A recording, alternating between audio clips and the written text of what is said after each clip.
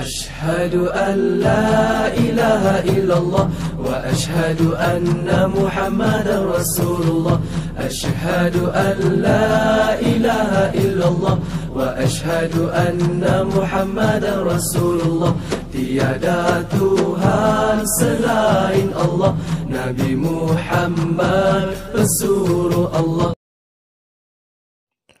Bismillahirrahmanirrahim. Assalamualaikum warahmatullahi wabarakatuh.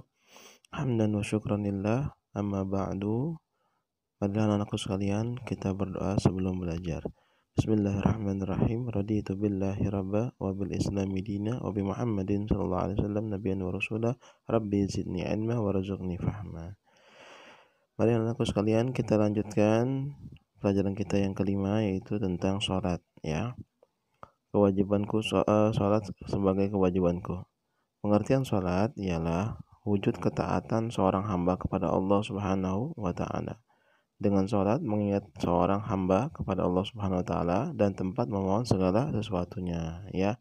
Makanya kita harus melakukan sholat, ya, karena sholat tempat ketaatan kita kepada seorang hamba kepada Sang Khalik, Sang Tuhan Allah Subhanahu wa Ta'ala. Pengertian sholat juga selanjutnya yaitu hamba yang mendirikan sholat berarti dia telah menegakkan agamanya. Sebaliknya, yang meninggalkan sholat berarti dia telah merobohkan agamanya. Hakikat hidup manusia ialah ketika manusia diciptakan oleh Allah Subhanahu wa Ta'ala ialah untuk menyembah Allah, bukan untuk yang lainnya, ya. Wa ma khalaqtul jinna wal insa illa liya'budun. Tidak akan aku ciptakan jin dan manusia sesungguhnya hanya untuk menyembahku, kata Allah Subhanahu wa Ta'ala. Makanya di sini kita sayagianya sebenarnya adalah hakikatnya diciptakan oleh Allah untuk menyembah Allah. Yang selanjutnya yaitu makna ibadah sholat, ya. Sholat yaitu menurut bahasa artinya doa, dan menurut syariat Islam artinya ibadah yang terdiri dari gerakan serta bacaan, dimulai dari takbiratul ihram sampai diakhiri dengan salam, ya. Kemudian yaitu perintah sholat 5 waktu turun ketika Rasulullah Shallallahu Alaihi Wasallam melaksanakan Isra Mi'raj, yang diperintahkan Allah Subhanahu Wa Taala untuk melaksanakan Isra wal Mi'raj. Anak-anak sudah pasti mengetahui, ya, bagaimana peristiwa Isra Mi'raj, kapan terjadinya, ya. Terjadinya adalah tepat satu setengah tahun sebelum hijrahnya Nabi. Kemudian Nabi SAW diperintahkan untuk melaksanakan Isra wal Mi'raj oleh Allah Subhanahu wa Ta'ala, yang dijemput oleh malaikat Jibril alaihissalam. Tujuannya adalah untuk menerima perintah Allah, yaitu tentang ibadah sholat. Allah memerintahkan kepada Nabi, di awal Allah memerintahkan yaitu 50 waktu. Tetapi setelah Nabi bermusyawarah dengan para Nabi dan Rasul yang lain, akhirnya Nabi menghadap Allah untuk meminta izin dikurangi sampai akhirnya terakhir dikurangi oleh Allah sampai 5 waktu saja, ya. Alhamdulillahirabbil alamin.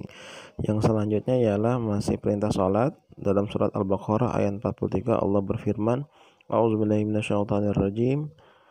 Bismillahirrahmanirrahim. Wa aqimus shalah wa atuz zakah wa warka'u ma'ar raki'in.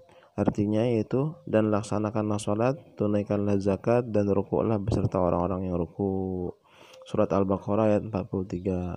Inilah perintah Allah yang jelas yang tertulis dalam surat Al-Baqarah ayat ke-43 dan diperkuat oleh hadis Nabi SAW yang diriwayatkan oleh Imam Daud dan Imam Tirmizi, yang artinya ialah, perintahkanlah anak-anak kalian untuk menunaikan salat saat mereka berusia 7 tahun dan pukullah mereka saat mereka berusia 10 tahun.